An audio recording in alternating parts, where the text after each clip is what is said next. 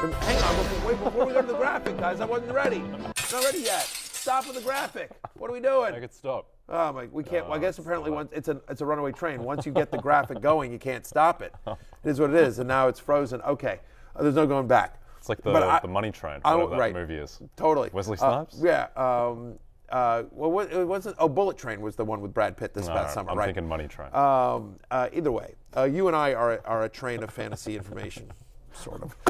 But I wanted to give you a moment here. Hang on for a second. Hang on.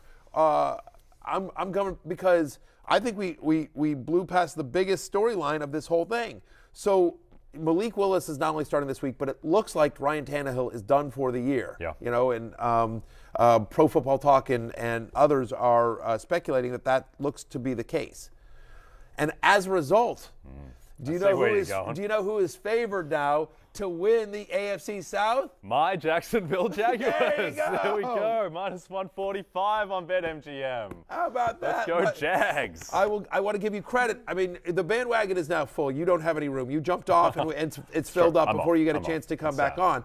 But, and we'll see what obviously happens tonight in the game against the Jets. But the fact is, I want to give you credit, though. You've said throughout this year that in terms of what the line was, that you liked the Jaguars at plus money to win this division. This is one of your bets early in the season as well that you loved. I think they were like plus 700 at one point, right? I think, plus 700, plus 750, that range. And the beauty of placing a bet is that even when you hop off the emotional bandwagon, like I did on the Jags a few weeks ago, when I was just sick of watching this team get blown out by the Lions by 26 points, the bet is placed, Matthew. The bet cannot be undone, so I will ride them to the AFC South. It's going to come down to that Week 18 game where the Jags host the Titans. But if it's Malik Willis, that line might be like -6. By the way, can you imagine? By the way, I mean, I don't think they've figured out what game they're going to flex into Sunday Night Football. Jags Titans. It could be. Yeah. It could be Jags Titans, baby, for the Willis. AFC South title, right here on NBC and Peacock. We will see.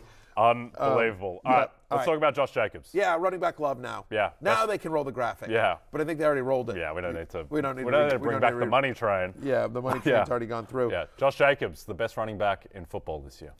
Like, if ever there was an example, the poster boy of like how crazy this year is, they gave up on him. The Raiders gave up on him. Fantasy managers were done. He's become like one of, if not the best bargain in terms of ADP versus production. Since week 10, he's getting so much work. 29 touches a game. That is the most in the NFL.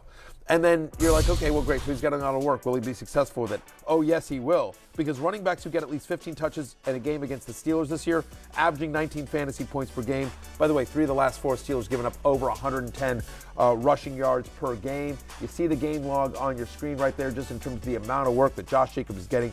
Josh Jacobs is a top 4 running back play this week on the road at Pittsburgh. Yep. I was a little concerned about his finger injury that he did against the Rams, but apparently just fine, 26 touches. He's got, you know what? He's got 9 others. Yeah. He's got 9 others and 2 legs. We're good. He's tough. Let's go. Josh Jacobs. He is actually. Like, I've had a love-hate relationship with Josh Jacobs over his NFL career, but I have never questioned the man's toughness. Yep, absolutely. All right, let's talk about Alvin Kamara, who quietly didn't really, I don't think many people were tracking this because he didn't have a huge fantasy day, but he did have 21 carries against the Falcons, and he's on the love list. He is. And look, if you're in the playoffs this week, it is likely in spite of Alvin Kamara, certainly not because of him. He has been a massive disappointment this year, hasn't been the bargain you thought he would, but he comes in at running back 12 for me, and I think it's right.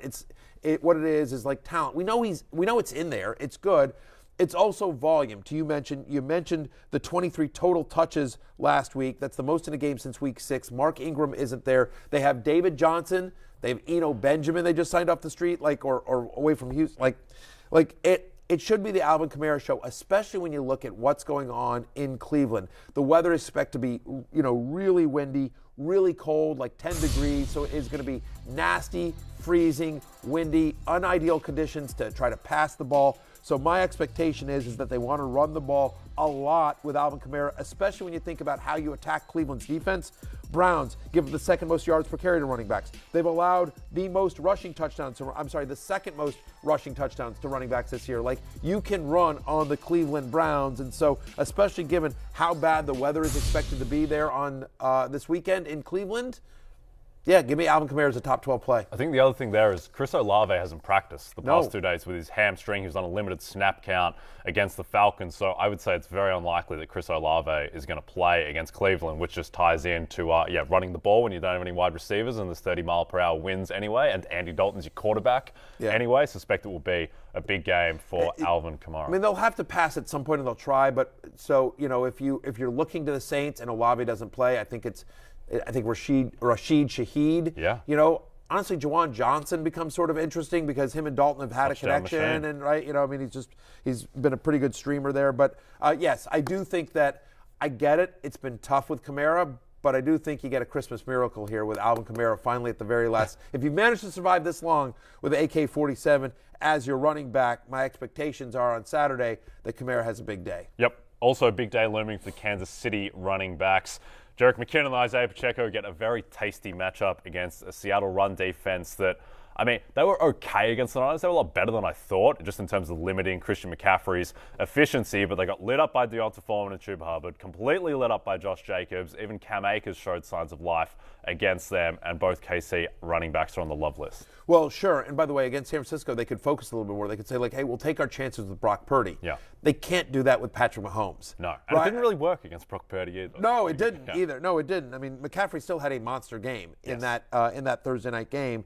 Look, since Week 10, the Seattle Seahawks are allowing 211 yards from scrimmage per game to running backs. 211. Not a typo. Yes. 211 yards from scrimmage to opposing running backs since Week 10. They've given up multiple touchdowns to running backs in 3 of the last 4. And so McKinnon, McKinnon has been the number 1 running back in fantasy each of the 2 weeks with back-to-back games of over 120 yards from scrimmage. And it's not just fluky plays. That's what makes the highlight. But his snap count has increased each of the last 4 weeks as they're getting close to the playoffs. They're increasing McKinnon's usage. McKinnon, of course, was such a big part of what they did in the playoffs last year. And then Pacheco, again, the volume has been there. 6 straight games now, Jay, with at least 15 touches and at least 80 yards. And so against the Seattle defense, both guys are locked in top 20 plays for me. Yep. Okay, let's get to some others receiving votes. Headlined by friend of the show, Raheem Mostert, who's looking like Marshawn Lynch against the Buffalo Bills last Saturday. Raheem the Dream. Raheem must start. The fact of the matter is that Jeff Wilson Jr. returned to practice, but even if he's active in this one,